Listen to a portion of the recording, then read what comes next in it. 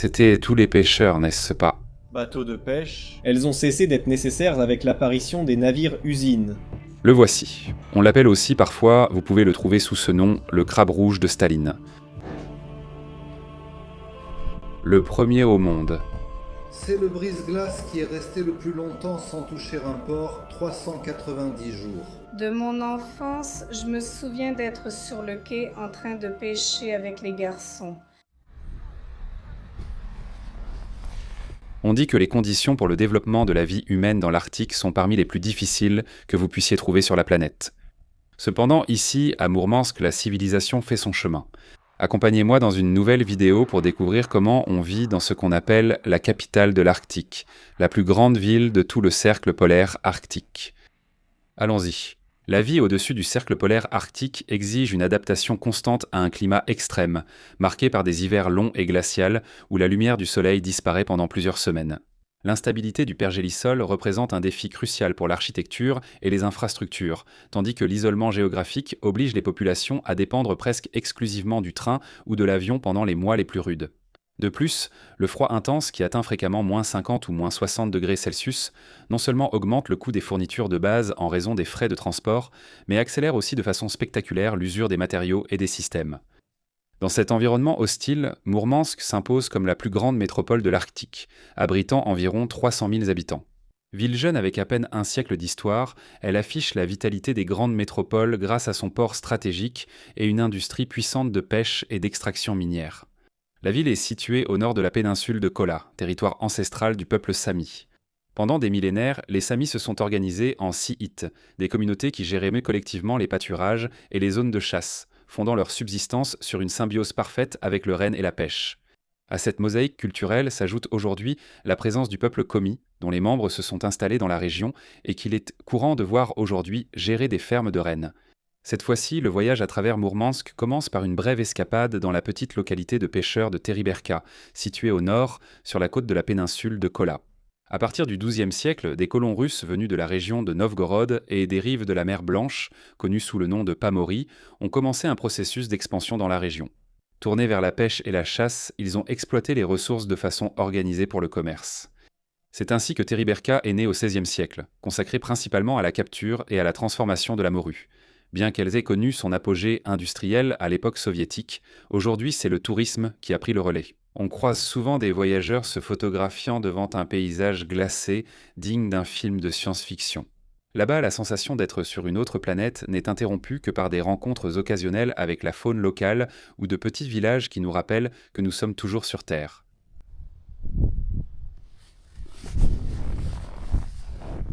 Bonjour depuis Teriberka. Après un peu plus de 2 heures de voyage depuis Mourmansk. Je suis déjà ici, dans le village de Teriberka, un petit village touristique au bord de la mer de Barents.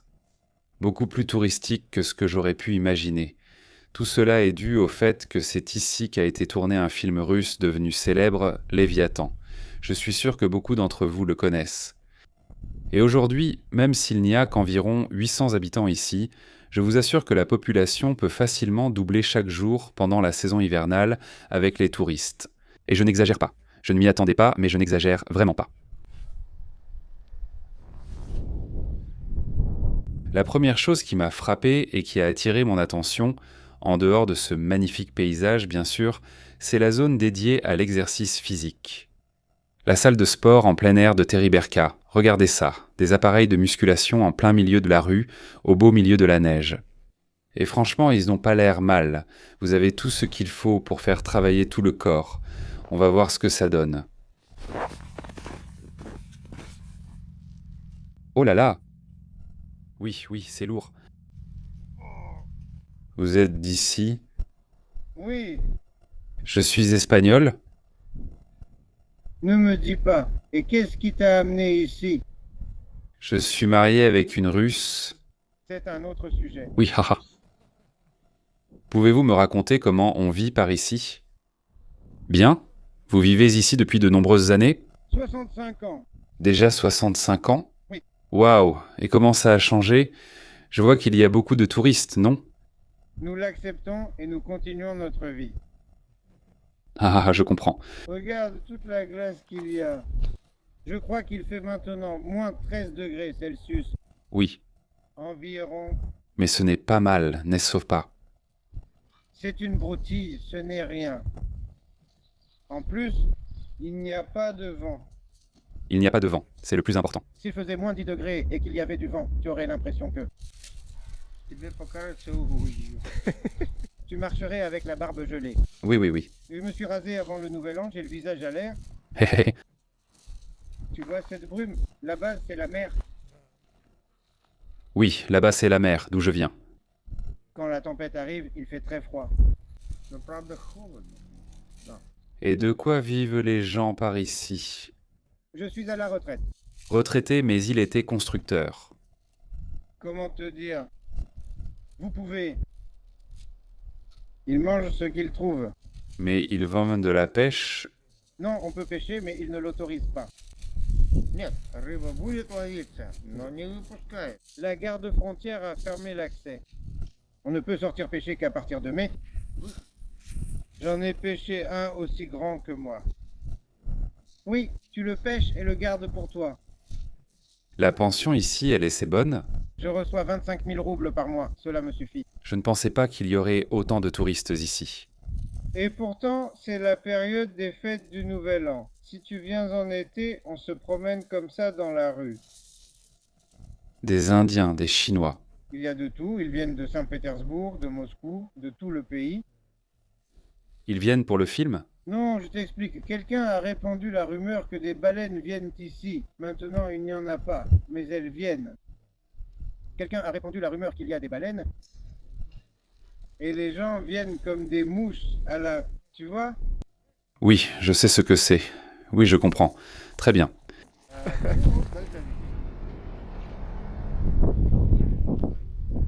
Au fait, il y a une chose que je n'avais pas mentionnée, c'est que c'est la clarté maximale qu'on a ici dans la journée. En fait, la lune est toujours là. Il est 12h30. Le soleil vient à peine de se lever. Pour ainsi dire, il y a seulement quelques heures. Et maintenant, dans à peine quelques heures, le soleil va se coucher à nouveau. C'est-à-dire la journée, maintenant nous sommes en plein milieu de la nuit polaire, cela dure 40 jours, il me semble, à peu près. Pendant lesquels le soleil se lève à peine et la journée ne dure que, voilà, 4 ou 5 heures. Imaginez ces conditions. Ils sont allés dans ce village, tu en fais le tour en 5 minutes, littéralement. Parce que moi-même j'ai déjà fait le tour en 5 ou 10 minutes. Les gens ici n'ont presque rien d'autre à faire pendant les mois d'hiver que de picoler. C'est le maximum de clarté qu'on peut obtenir. À partir de maintenant, il commence déjà à faire sombre.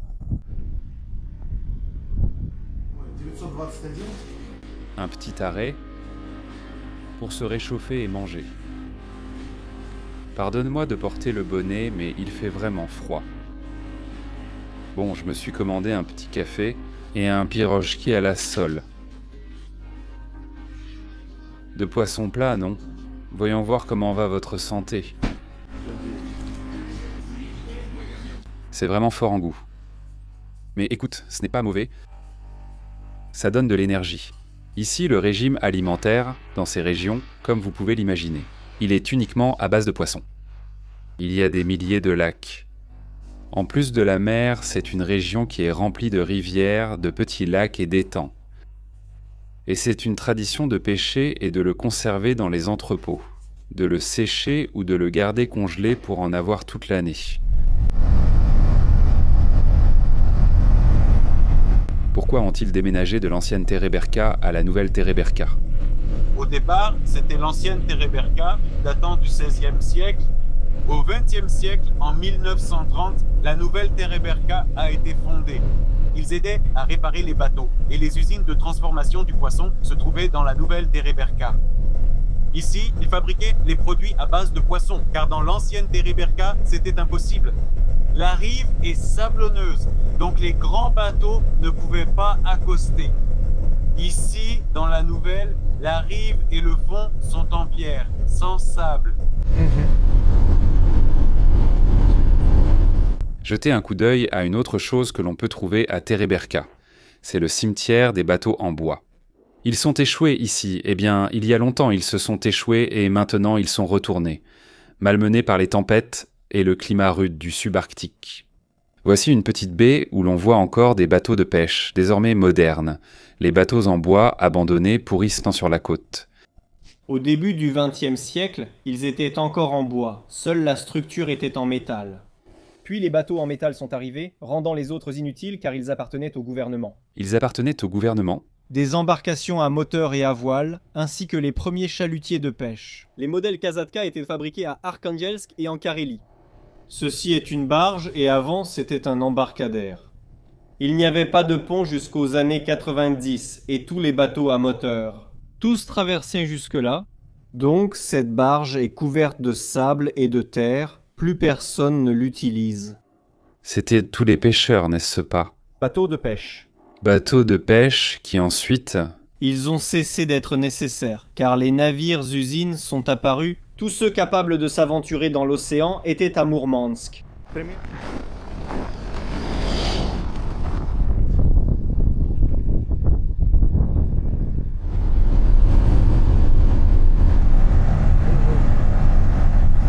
On vient de me déposer dans l'ancienne ville de Teriberka. Comme vous le voyez, c'est très différent. Je vais faire un tour. Ici, il reste surtout de petites maisons en bois. Voici la maison de la culture. Voyons si quelqu'un peut nous en dire plus sur ce petit village et comment on y vit. Nous avons quelques petites salles de musée. Par exemple, cette pièce concerne les Pomors et les Saamis. Ici, nous montrons comment vivaient les Pomors. Et nous avons aussi les Saamis, les autochtones de la péninsule de Kola. Avant, on les appelait les Lapons. Ils vivaient dans ce qu'on appelait autrefois la Laponie, un peu comme la péninsule de Kola. Et récemment, ils ont commencé à être appelés les Saamis. Ils vivaient principalement dans ces Kuvaskas. Il s'agissait de logements conçus pour un campement temporaire. Et ceci est comme un abri souterrain où ils passaient l'hiver. Tout cela est typique des Saamis. Ils se consacraient surtout à l'élevage de rennes. Les rennes leur fournissaient nourriture, vêtements et transport. Ils se déplaçaient en traîneau, tout est lié à cela. Elles cousaient aussi des peaux. Oui, ils faisaient du commerce de peau, je comprends. Ici, nous avons un sac très ancien qui a été offert au musée. Il est fait en peau de renne et de phoque. Et cela s'était peut-être utilisé par un chaman? Ce sont des instruments de percussion. Ces objets ressemblent beaucoup à ceux que les chamans utilisent. La nature les a fait ainsi. Ici, nous avons un renne. Oui. En réalité, c'est la racine de l'arbre. Tu vois à quoi ça ressemble? C'est la racine d'un arbre, mais regarde comme elle ressemble à un renne. Oui, ça y ressemble beaucoup. Bon, et qu'utilisaient les Pomors? Un filet de pêche très curieux comme celui-ci. C'est pour pêcher le caplan. C'est comme le sprat, c'est un poisson très petit. À quoi servait-il? Ils l'utilisaient comme appât pour pêcher la morue. Surtout que les Pomors adorent la morue. La morue est leur plat préféré. Et ici, combien de personnes vivaient à l'époque soviétique par rapport à maintenant? Au moins environ 5000 personnes. Oui, sûrement environ 5000 personnes. Nous avions des fermes collectives. Ma grand-mère est venue en 1944 de Vologda. Ici, ils cherchaient des gens pour travailler dans les fermes collectives. Dans les kolkhozes. Ici, dans les kolkhozes, c'était des fermes d'élevage. Des fermes où l'on élevait même le vison d'Amérique. Et où, bien sûr, ils se consacraient aussi à la pêche. La pêche était quelque chose de central. Ils mettaient le poisson en conserve, n'est-ce pas? Ils ne la mettaient pas en conserve. Non? Avant, on ne mettait pas en conserve, ça c'est venu plus tard, quand ils ont ouvert les usines. On vendait du poisson surgelé, je vais vous montrer une chambre froide comme celui-ci.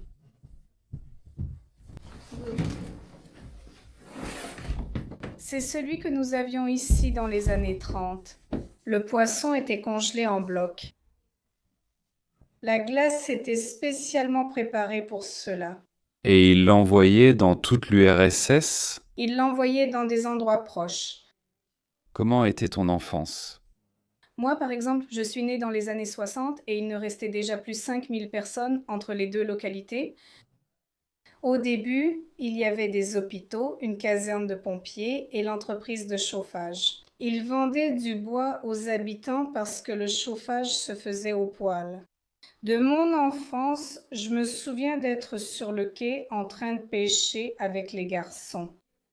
Pendant que nos parents étaient au travail, qu'est-ce qu'on faisait? On courait, on prenait des cannes comme celle-ci et on pêchait sur le quai. On attrapait des petites morues. On pêchait de la plie. On rentrait à la maison rayonnante parce que même s'il y avait des poissonneries, celui-là, c'est nous qui l'avions pêché et c'était merveilleux. C'est encore meilleur fait avec amour. On allait cueillir des baies dans les bois et nos parents ne s'inquiétaient pas. On partait en promenade avec notre seau pour ramasser des baies. Comme celle-là, par exemple? Ceci est un panier. Le seau serait comme ça. Ah, d'accord. D'abord, on ramassait avec ça. Tu faisais ce mouvement et les baies restaient ici. On appelle ça une drabilka. En quoi consistait leur alimentation? Du poisson. Du poisson, des baies. Du poisson, des baies, du lait et de la viande? Oui, nous avions une ferme laitière. Nous avons fermé l'année dernière. Il ne restait plus que 7 vaches. La ferme était très prospère. Ils avaient des vaches et une ferme avicole. Nous avions nos œufs et nos poules. C'était une grande ferme avicole. Ils élevaient des cochons. Ils ont essayé de créer une ferme collective de lapins pendant un certain temps. Tout ce que tu vois venait d'ici. Très intéressant. Maintenant, bien sûr, il y a beaucoup de touristes, n'est-ce pas? Après la sortie du film Léviathan, n'est-ce pas? Léviathan, oui. Léviathan. Comment cela a-t-il influencé la télévision? Ressens-tu la différence avant et après cela? Oui, bien sûr, après le film, il est logique que plus de touristes soient venus et qu'ils veuillent visiter Teriberka, mais oui, l'affluence était moindre avant. Oui, oui. Après le film, les gens ont commencé à venir en masse. Des hôtels ont été construits. Oui, des hôtels. Bars, restaurants, complexes hôteliers. Oui, comme tu as pu le voir, Teriberka est devenue une zone hôtelière. On peut dire que vous vivez une seconde vie ici maintenant. Ou une troisième, ou une quatrième. Oui, Teriberka est comme ça maintenant, et à l'époque, c'était différent.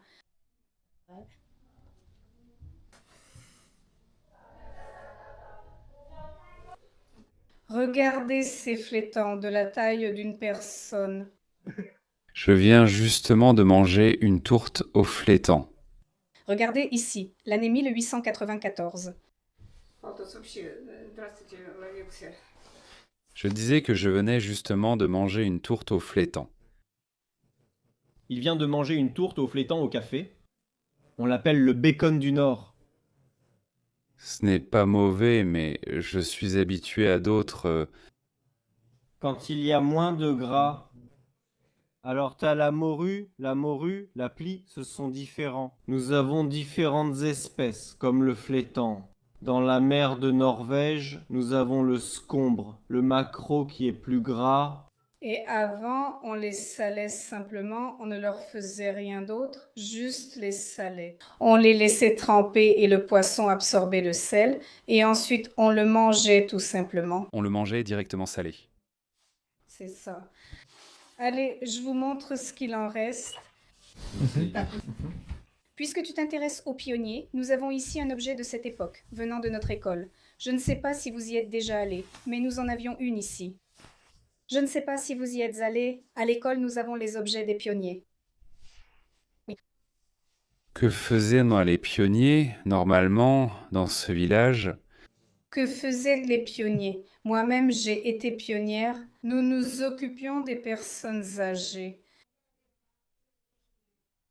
Nous les aidions à aller au magasin, nous coupions du bois pour eux. Les pionniers faisaient aussi d'autres choses. Par exemple, une ferme collective nous parrainait. Nous y allions pour traire les vaches. À partir d'une certaine classe, on nous emmenait déjà le faire. Nous allions aussi à la ferme avicole.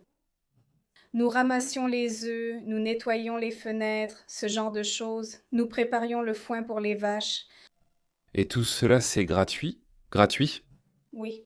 Mais ils vous donnaient les œufs, le lait. Oui, bien sûr, ils nous invitaient. Quand nous étions à l'école, ils nous aidaient. Par exemple, le kolkhoz nous donnait du fumier pour le jardin scolaire. Comme engrais, ce genre de choses. Ma grand-mère a eu 10 enfants. En 1957, Vorochilov lui a remis une distinction pour avoir eu 10 enfants. Une récompense pour 10 enfants? Ma mère était la 3e. Quand ils sont venus ici, elle était déjà grand-mère et mon père venait d'Orcandil. Avant, normalement, ils avaient en plus d'enfants qu'aujourd'hui, non? Oui, bien sûr, normalement, on avait 6 ou 7 enfants. Avoir 1 ou 2 enfants n'était pas fréquent. Avant, c'était rare, maintenant, c'est la norme. Oui, Comme tout a changé. c'est comme ça. Mère et héroïne, je ne savais pas qu'on donnait ce diplôme.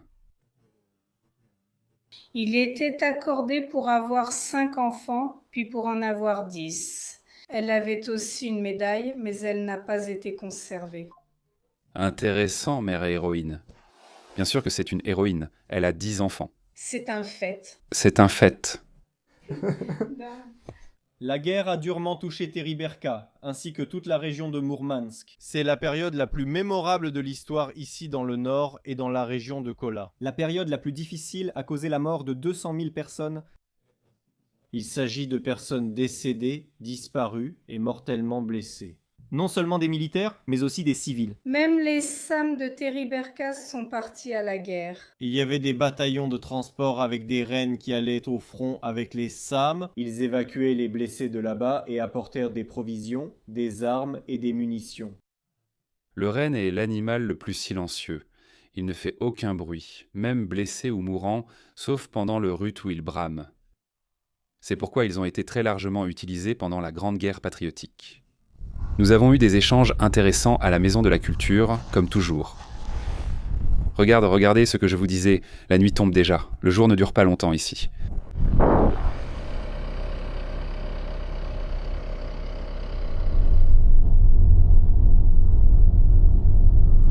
Voilà à quoi ressemble le reste de l'ancienne Teriberka. Et ceci, ici, c'est l'école, déjà abandonnée elle aussi. Une école typique de construction soviétique. En bas, il y avait le gymnase, la salle de sport, et en haut, les salles de classe. Mais c'est ici que tous les enfants du village étudiaient. Bien que ces maisons ici soient déjà abandonnées et que les gens aient craint déménager dans la nouvelle Teriberka, comme on l'appelle, on peut encore voir qu'il y a des maisons occupées ici, et habitées. Comme celle-ci.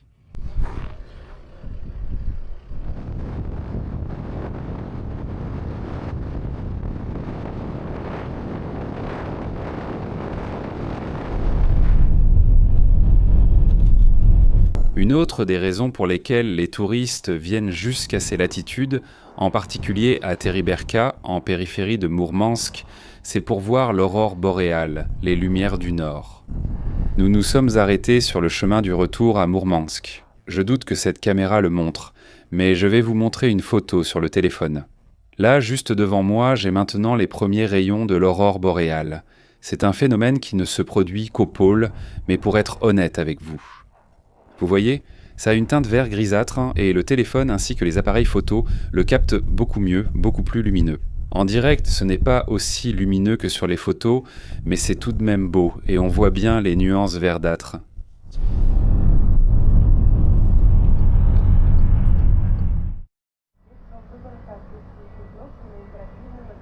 Bonsoir depuis la gare de Mourmansk, sous un froid glacial. Même si je pourrais presque dire bonsoir, car la faible clarté qu'il y a pendant la journée est sur le point de disparaître. Le soleil montre ses derniers rayons, pour ainsi dire, de la journée. J'ai voulu commencer la visite de cette ville ici, à la gare ferroviaire, en raison de l'importance qu'elle a eue dans la fondation de la ville. La construction du chemin de fer a été essentielle pour le développement de cette ville portuaire, car elle permettait le transit aussi bien des marchandises que des passagers. En raison des blocus de la mer Baltique et de la mer Noire par les Allemands pendant la Première Guerre mondiale, la Russie devait ouvrir un autre port, une entrée pour ses marchandises, afin de pouvoir subsister et gérer la guerre. C'est alors que les tsars ont décidé que Mourmansk remplirait cet objectif, car ses eaux ne gèlent pas grâce à un courant marin de l'Atlantique, contrairement au port d'Arkhangelsk. C'est pour cette raison que tout l'appareil de l'Empire a été mis en marche pour sa construction, et en environ 2 ans, ils ont construit cette ligne de chemin de fer. On a surtout utilisé des prisonniers de guerre, austro-hongrois et allemands. On estime leur nombre entre 25 000 et 40 000, mais aussi de la main-d'œuvre chinoise venue de Mandchourie.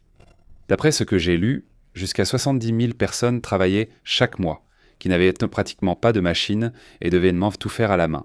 En fait, les conditions étaient si dures lors de la construction du chemin de fer que certains historiens estiment qu'entre 25 000 et 30 000 prisonniers sont morts pendant les travaux. Le scorbut, le typhus, la tuberculose et le froid les décimaient. Bien que la construction du chemin de fer de Mourmansk n'ait pas été achevée à temps pour répondre aux attentes des tsars, elle a ensuite joué un rôle fondamental dans le développement de la ville, comme je l'ai dit, mais aussi pendant la Seconde Guerre mondiale, car elle ouvrait la route de l'Arctique, afin que les partenaires et les alliés de l'Union soviétique puissent aider dans l'effort de guerre contre l'Allemagne nazie.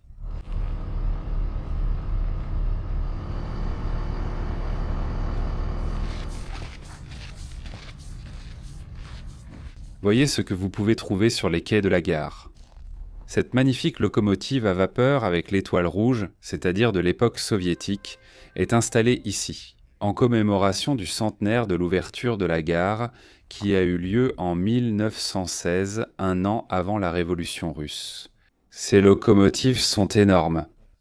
Elles doivent mesurer environ 4 ou 5 mètres de haut, et puis en longueur, peut-être 20 ou 30, je ne sais pas, à peu près 15 ou 20 mètres.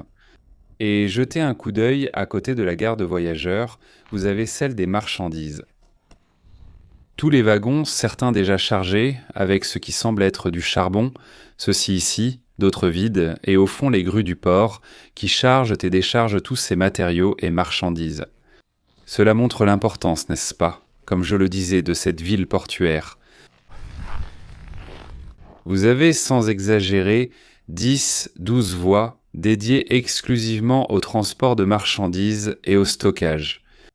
Il y a même une succursale de Nornickel, on peut la voir d'ici. Je ne sais pas si la caméra peut la voir, ce bleu fluorescent, pratiquement, au fond. À côté du port, c'est l'entreprise qui gère Norilsk, où l'on extrait 90% du nickel de Russie. C'est sûrement par ce port que le nickel déjà traité et d'autres matières partent vers le reste du monde. Le port est immense. Aussi loin que je peux voir depuis là-bas, tout ça, tout ceci, là derrière les bâtiments et encore plus par là, on voit encore plus de grues au fond. Bref, imaginez un peu.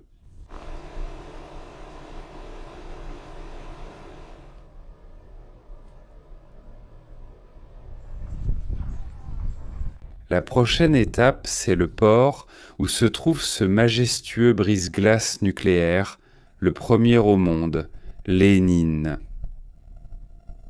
Aujourd'hui, c'est un musée que l'on peut visiter, c'est un navire-musée. Le fait est qu'ici à Mourmansk se trouve le siège d'Atomflot, la flotte nucléaire des brise-glaces nucléaires, la plus grande du monde. La Russie dispose de 8 brise-glaces nucléaires et d'environ 35 ou 36 brise-glaces à diesel qui jouent un rôle essentiel dans la route maritime du Nord. Ce brise-glace en particulier a été lancé depuis les chantiers navals en 1950 et 1959 et il est resté opérationnel jusqu'en 1989. Fait intéressant, on estime que pendant son service, il a parcouru 3 fois et un peu plus la distance entre la Terre et la Lune. C'est énorme. Ici, à côté du brise-glace, vous pouvez voir plus en détail la flotte actuelle des brise-glaces nucléaires que possède la Russie, qui en compte 8, bien qu'ils en construisent pas en d'autres. Vous avez ceux de la série des années 80, la série 10580, le Taimyr, le Vaigache, puis ceux des années 90, le Yamal et déjà dans les années 2000, le 50 ans de la victoire. C'est sur celui-ci que Rama est allé vers le pôle Nord, et ensuite les plus avancés, les plus modernes, il y en a 4.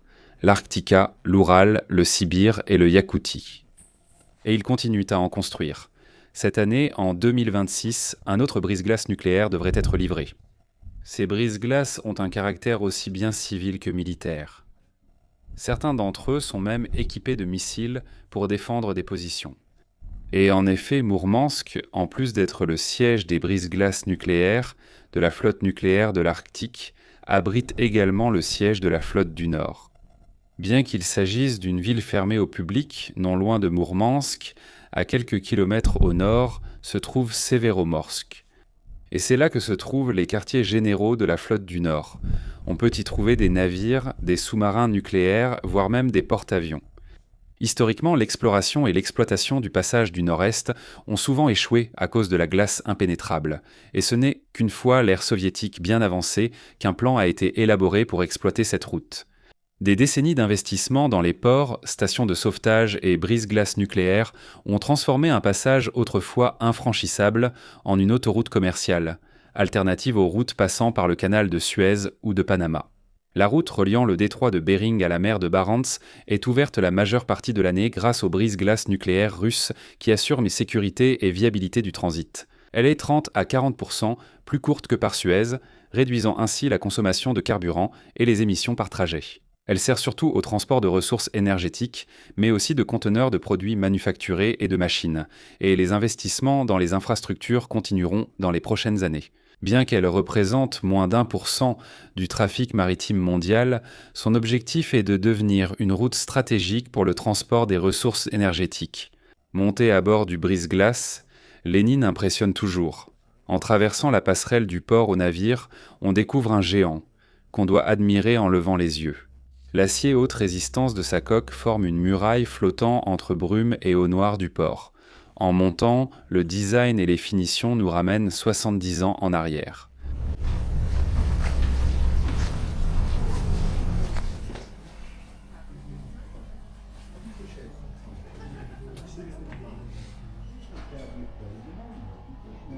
Je suis déjà à l'intérieur du brise-glace Lénine. Le guide commence par nous avertir de bien faire attention à ne pas nous perdre. Il y a plus de 1000 chambres, plus de 1000 cabines ici, et les couloirs sont de toutes formes et couleurs. En plus, il n'y a pas de connexion internet ni de réseau téléphonique, donc il vaut mieux ne pas se perdre. La première chose que tu vois, c'est une grande salle de réunion, avec une grande table et beaucoup de chaises, avec Lénine qui préside, et de chaque côté, 2 petits salons avec des fauteuils, une télévision et un autre avec un piano à queue. D'après ce qu'a dit le guide, tout conserve l'esthétique de l'année 59. Et regardez ça, c'est ici qu'il laissait le courrier. L'espace dans lequel nous nous trouvons est le poste de contrôle des réparations. Si vous montez sur la marche et que vous vous penchez, vous verrez l'endroit où se trouvait le réacteur nucléaire. Depuis cette salle, on pouvait voir les réacteurs nucléaires, mais ils ont été retirés, évidemment, pour des raisons de sécurité. Voilà comment la salle apparaîtrait avec les opérateurs au travail. Voici le premier réacteur qu'il a eu, puis celui-ci par la suite.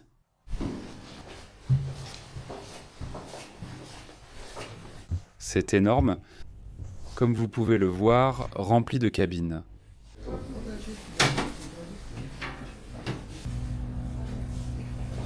Voici à quoi ressemblerait l'une des cabines. Avec son bidet, son canapé, son armoire et les couchettes. Et une bouteille de vodka. C'est sûrement aussi pour l'eau. Celle-ci était la cantine du brise-glace, comme vous pouvez le voir, avec des chaises fixées au sol. Une décoration plutôt voyante, non ? Les tables, j'imagine qu'elles sont de la même couleur que lors de l'inauguration. Le système était très curieux. La nourriture était servie en buffet. C'était un service de type buffet. Les plateaux de nourriture arrivaient par ascenseur depuis la cuisine. Et alors, ceci s'ouvrait, ces petites portes, et là, l'équipage se servait ce qu'il voulait.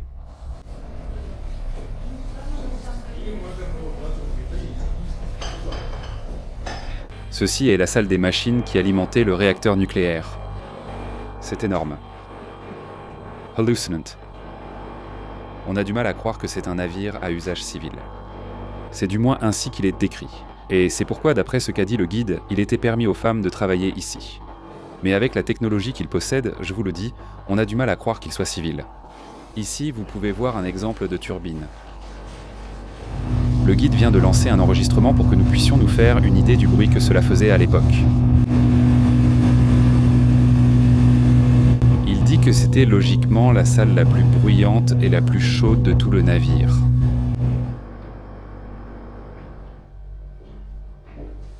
Voici un exemple des premiers grands trajets effectués par le Lénine. Depuis Mourmansk, toute la côte arctique russe jusqu'à la mer du Japon.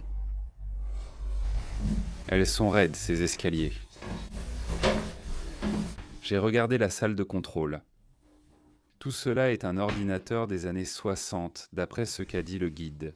Avant, c'était analogique, et quand ils l'ont installé, quand ils sont passés d'un réacteur nucléaire à deux, ils sont passés de l'analogique à l'électronique.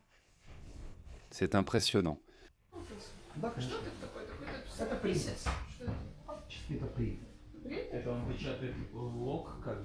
Dans cette salle des machines, le guide dit que 5 personnes y travaillaient, sur un total de 230 à 236 personnes qui pouvaient y travailler sur le brise-glace. Celle-ci est la salle d'opération, où se trouvait l'équipe médicale. Il y a même un dentiste pour les opérations de nettoyage des dents et d'extraction de dents.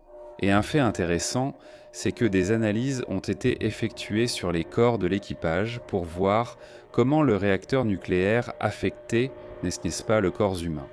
Et les études ont montré que cela n'a eu aucun effet négatif. Les niveaux de rayonnement étaient même plus bas que dans la nature.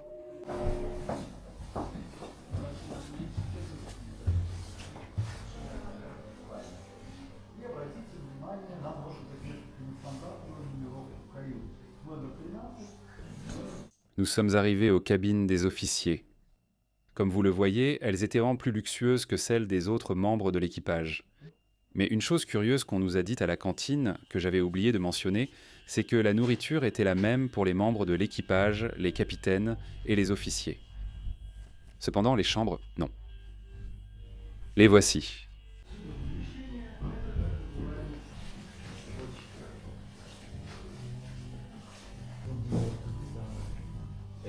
Et ici, c'était le salon du capitaine, à côté de sa cabine. Impressionnant. Ce n'est pas mal du tout. C'est ici que séjournaient les personnalités invitées. Par exemple, comme il avait un caractère civil, ce brise-glace servait d'outil de propagande pour le monde entier, n'est-ce pas? Pour vanter les merveilles de l'énergie nucléaire soviétique. Et parmi les invités de renommée internationale, Fidel Castro a séjourné ici dans les années 60, ainsi que Richard Nixon avant de devenir président des États-Unis. Juste au-dessus des cabines du capitaine se trouve la salle de commandement et de communication. Le poste de commandement est immense, rempli de toutes sortes d'objets.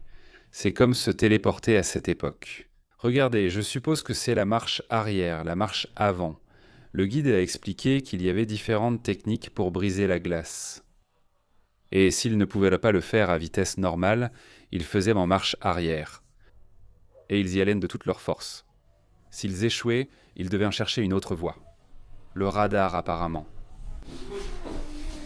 Et ici, au centre de la salle de contrôle, la barre. Et depuis la barre, c'est ainsi que se termine la visite du brise-glace nucléaire Lénine. Quelle a-t-elle été la mission la plus connue ou la plus difficile pour le brise-glace Lénine? Le brise-glace Lénine n'a pas réussi à atteindre le pôle Nord. C'est l'Arctica qui y est parvenu.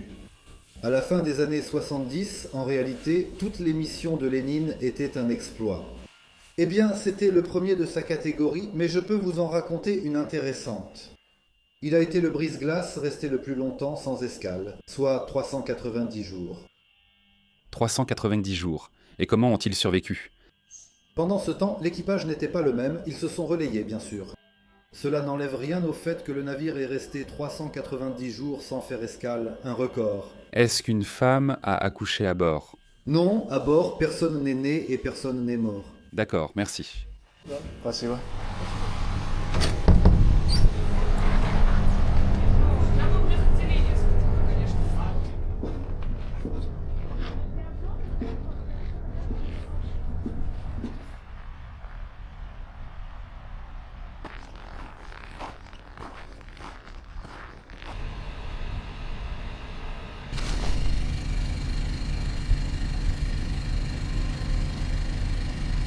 Je dois dire que le centre de Mourmansk ressemble un peu au centre de Norilsk.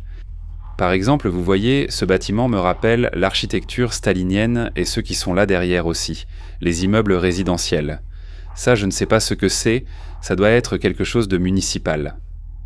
Celui-ci ici a été un peu rénové, mais il garde aussi ce style. Et surtout, sans ce, je le dis non seulement à cause du style des bâtiments, mais aussi à cause des couleurs. Cet acier bleu turquoise, puis l'orange et le jaune se mélangent. Cela me rappelle ce que je voyais à Norilsk. De plus, la disposition des bâtiments ressemble aussi à la rue Lénine, l'artère principale qui traverse tout le centre, remplie de bâtiments de ce type d'architecture avec des colonnes.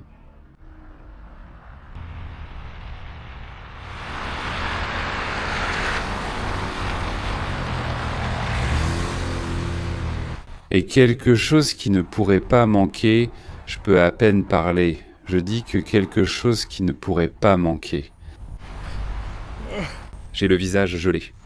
C'est un aperçu culinaire de la cuisine d'ici, alors allons-y.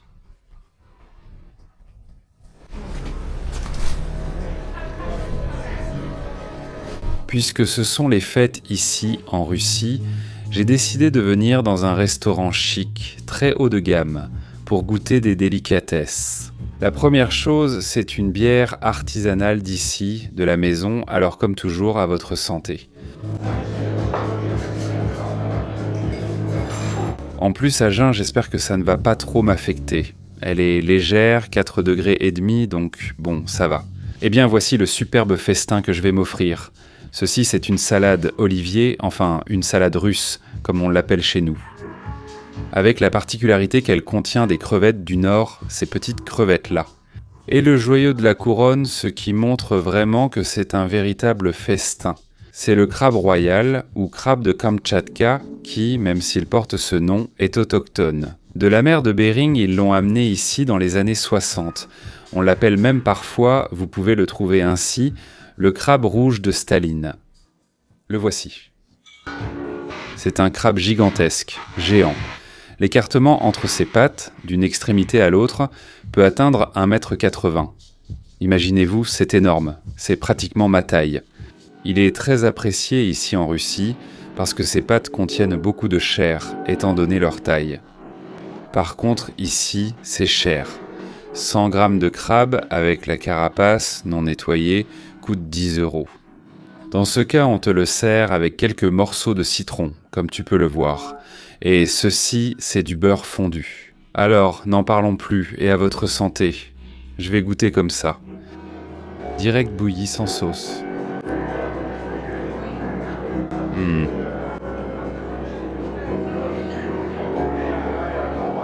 D'une autre planète, délicieux. Vous pouvez voir la quantité de viande qu'il y a. Voyons, dans le beurre.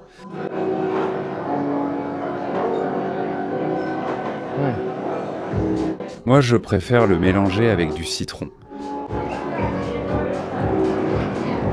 Mais le beurre lui donne une touche à la russe. C'est incroyable. Spectaculaire.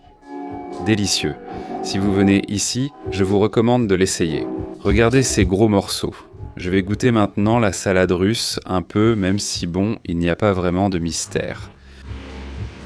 Pommes de terre, quelques légumes, dans ce cas il y a des petits pois et ce que je vous ai dit tout à l'heure sur les crevettes et un œuf pour vous. Rien à dire, c'est aussi très bon, une salade russe délicieuse, parfaite pour accompagner une bière. Et mesdames et messieurs, pour terminer cet hommage, j'ai commandé une assiette de viande de renne arctique grillée. La voici, accompagnée d'une sauce aux pignons et au fromage, d'après ce qu'on m'a dit, et de quelques petits fruits des bois. Qu'il y en a beaucoup ici, inutile d'en dire plus, accompagnée d'une autre bière, bien sûr, à votre santé. On va goûter aux rennes. Oh. Incroyable, spectaculaire. J'avais déjà goûté au tartare de renne, à Norilsk, si je ne me trompe pas. Mais ce renne grillé au feu de bois, c'est vraiment délicieux. C'est de ça que les peuples indigènes de ces régions se sont nourris pendant des milliers d'années. Maintenant, je comprends pourquoi. En plus, regardez comment ils le servent, parfaitement cuit. Je dirais une cuisson un peu plus longue, mais ça fond toujours. L'addition de ce festin est déjà arrivée, 8020 roubles, ce qui fait environ 85 € au taux de change actuel. Et comme digestif, pour finir, une stoïka, qui est une boisson allongée, aromatisée, c'est-à-dire une liqueur aromatisée, dans ce cas à la groseille, très typique d'ici, aussi dans le nord. En tout cas, moi je le vois partout, tout le monde en boit. Alors je vais faire pareil à votre santé.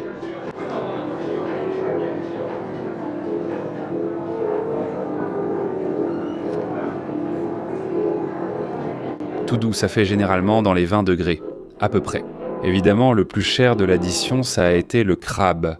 55, 50 et 55, 56 € pour un demi-kilo de crabe.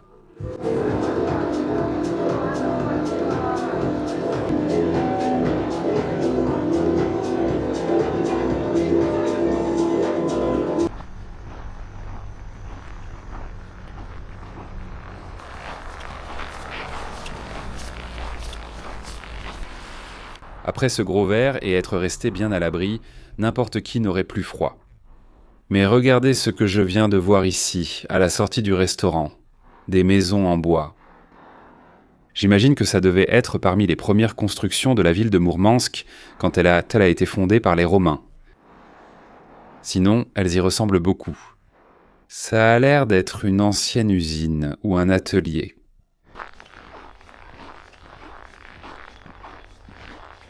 Regardez ça un instant, c'est quelque chose qui a vraiment attiré mon attention. Ce sont ces arbres complètement gelés, comme tous les autres, mais les fruits sont toujours là. On dirait des baies, certaines rouges, d'autres noires. Hallucinant. Et elles sont partout dans la ville. Qui aurait cru qu'à ces températures, on pourrait trouver ce genre de fruits ? Eh bien, il y en a, et beaucoup.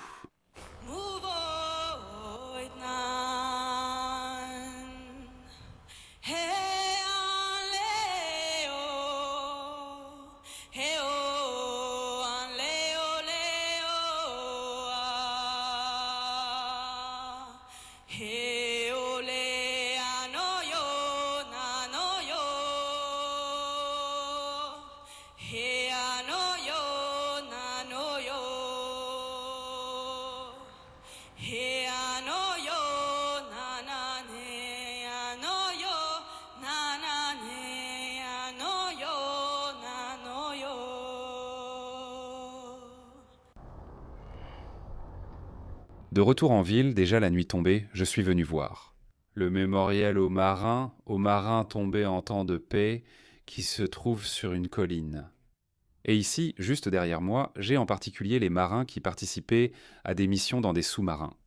C'est pourquoi le mémorial a cette forme. Il ressemble à la partie supérieure d'un sous-marin, n'est-ce pas? Ce que l'on verrait lorsqu'il fait surface. La tragédie sans doute la plus retentissante de toutes ces dernières années, et surtout dans la Russie actuelle, même s'il y en a eu beaucoup, là vous avez une longue liste de personnes décédées, c'est la tragédie du sous-marin Kursk, dont beaucoup d'entre vous se souviennent sûrement.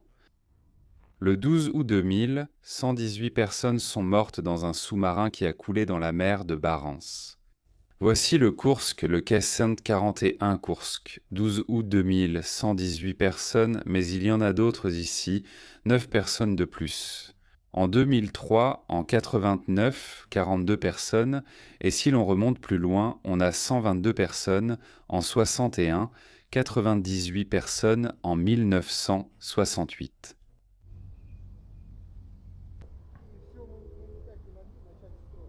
Vous pouvez voir les photos sur des panneaux juste ici à côté, des marins, de tout l'équipage, de plusieurs des accidents. Et ici, au milieu du mémorial, qui est cette colline, comme je vous le dis, un grand bâtiment qui ressemble en fait à un phare. Voilà.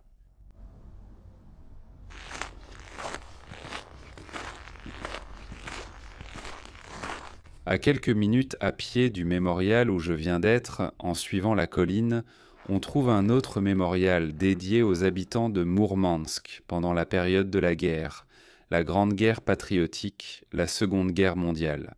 Ici, vous avez les différentes médailles décernées à la ville, ainsi que le blason de la ville. La plus importante d'entre elles est peut-être l'étoile, la décoration de la ville héroïque. Il y en a 12, plus la forteresse de Brest, à travers l'ancienne Union soviétique. Les villes qui ont reçu cette distinction, dédiée aux exploits immortels des habitants de Mourmansk pendant les années de la Grande Guerre patriotique. Gloire à jamais. Et ici, vous pouvez lire sur cette plaque que la défense de la ville a duré 1221 jours, de 1941 à 1944. Mourmansk a tenu bon et a vaincu. En tant que port arctique le plus important de l'Union soviétique, c'était un objectif très convoité par les Allemands, stratégique. Ici, je peux lire que la ville a été bombardée à plusieurs reprises. Et le pire jour fut le 18 juin 1942, où plus de 12 000 bombes ont été larguées et 600 maisons ont brûlé.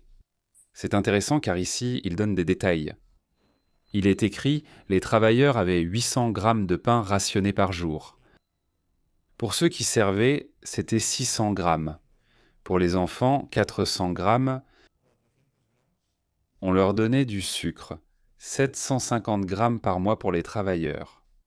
Pour ceux qui étaient de service, 600 grammes. Pour les enfants, 500 grammes. Et parmi les autres exploits mentionnés que les habitants de Mourmansk ont accomplis, il est dit que pendant ces années, les pêcheurs de Mourmansk ont pêché plus de 85 000 tonnes de poissons. Il mentionne aussi, très intéressant, qu'en janvier 1942, le port de Mourmansk a commencé à recevoir l'aide des convois des partenaires, des alliés. Bien sûr, dans ces conditions de froid, quand l'hiver arrivait, je n'ose pas imaginer comment étaient ces moments de guerre.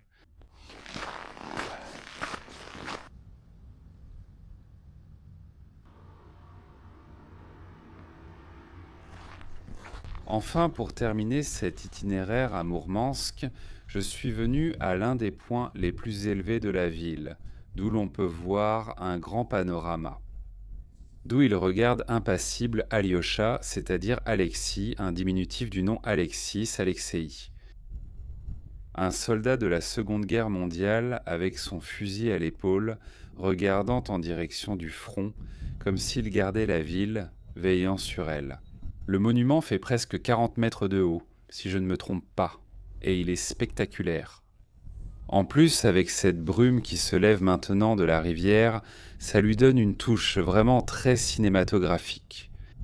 Au pied du piédestal, vous avez la flamme éternelle et une plaque sur laquelle il est écrit « Aux soldats soviétiques inconnus qui ont défendu l'Arctique ».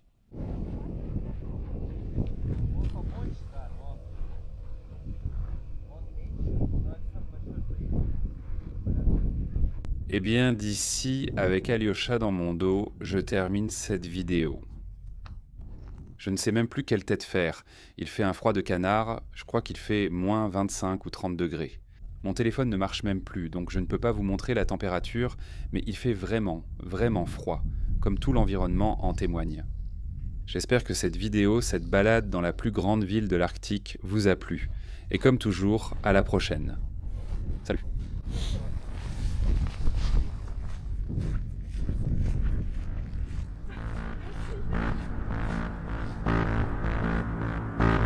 Les gardes frontières d'ici, si tu t'approches, ils tirent. основной предмет нагрузки.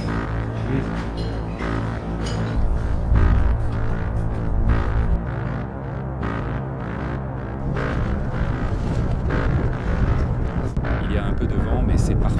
Le soleil est sorti.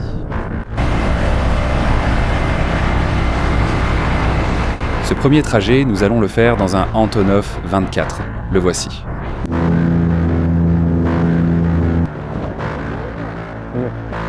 Живет здесь. Не знаете. Хорошо.